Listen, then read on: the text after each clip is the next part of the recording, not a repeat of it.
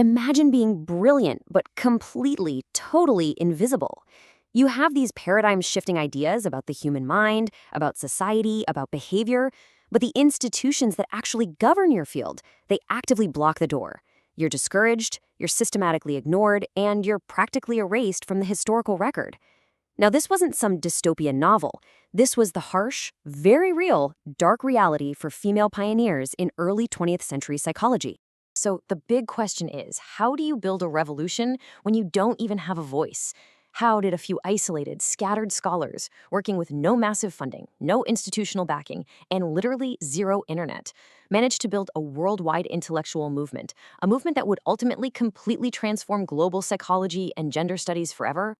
To figure out exactly how they pulled this off, we're going to dive into the hidden history, laid out in the academic chapter, International Aspects of the Development of the Psychology of Women and Gender. In this explainer, we aren't just looking at dry academia, we're unpacking this incredible, cinematic story of rebellion, survival, and a grassroots network that crossed oceans to change how we understand the human mind. Let's get right into it. Part 1. Erased from the Mind. The Dark, Pre-Existing World. Okay, before we can really appreciate the breakthrough, we have to sit for a second with the absolute isolation of the 1950s academic landscape. Female academics weren't just a minority. Their impact was heavily muted because they were actively prevented from participating. I mean, they were working in complete silos, totally unaware of each other's existence. But then, the 1960s spark hits. The women's liberation movement created this explosive atmosphere. Suddenly, faculty and students in the social sciences started raising consciousness about the deep-seated male bias within traditional psychology. The ice was finally starting to crack. Part 2. 52 Demands for Change. The Inciting Incident. By the late 60s, these scholars had absolutely had enough. In 1969, an intellectual rebellion was born right at the annual convention of the American Psychological Association, forming the Independent Association for Women in Psychology, the AWP. And let me tell you, they didn't just ask nicely. In 1970, the newly formed AWP marched right up to the colossal American Psychological Association.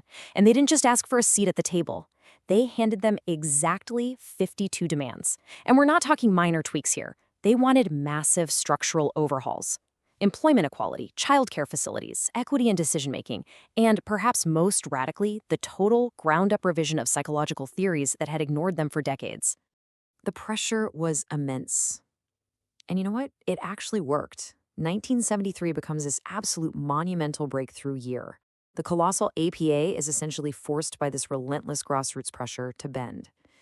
They create Division 35, the Division of the Psychology of Women. Finally, it gave an organized institutional voice to everyone researching and teaching the psychology of women. But here's the catch. A national victory wasn't enough. How on earth do you reach the rest of the world?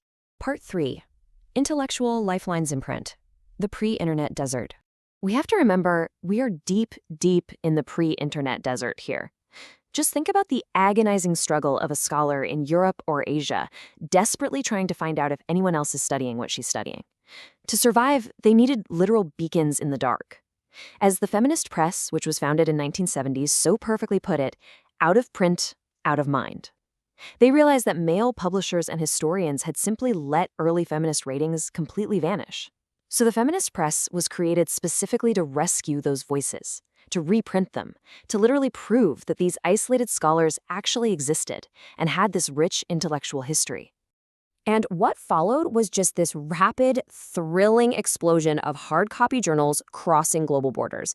1970 brings the feminist press. 1972 gives us Feminist Studies and the Women's Studies Quarterly. By 1975, the movement crosses the border into Canada with the journal Atlantis. And in 1978, the Women's Studies International Forum is born. These physical, printed pages were mailed across the globe, creating this incredible underground intellectual network reaching way beyond the United States. They were finally finding each other. Part 4. A Suitcase Full of Letters. The Tipping Point.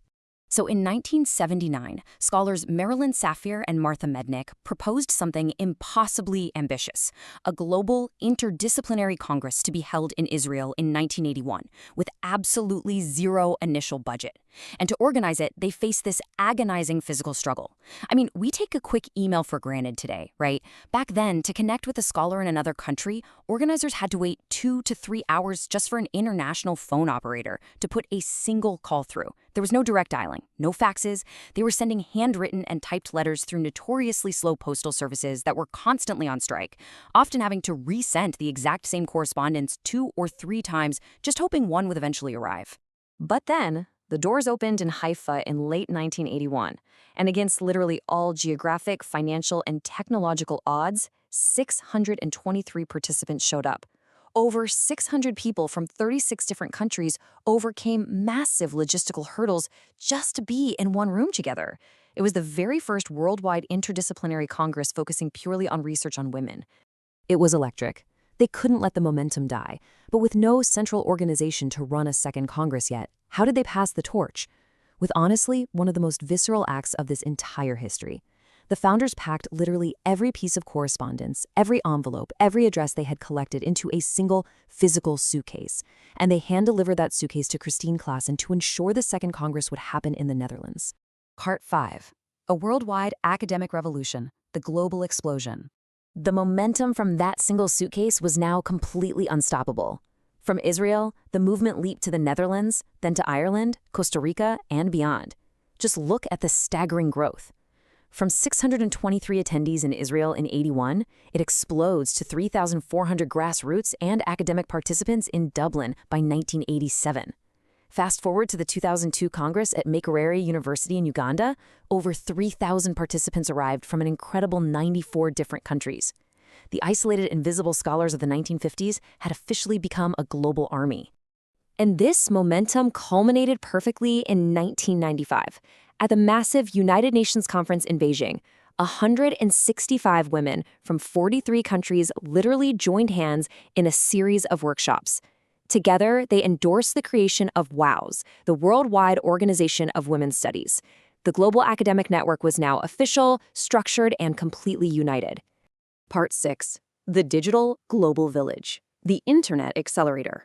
As the 1990s rolled in, technology finally caught up to the movement. Those agonizing days of waiting hours for a phone operator or dealing with lost mail? Gone. Isolated voices connecting via letters were instantaneously transformed into a digital global village.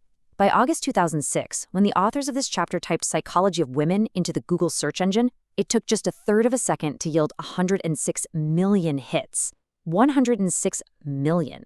Books, syllabi, international programs, a vast, instant, interconnected web of knowledge that was entirely invisible just a few decades prior.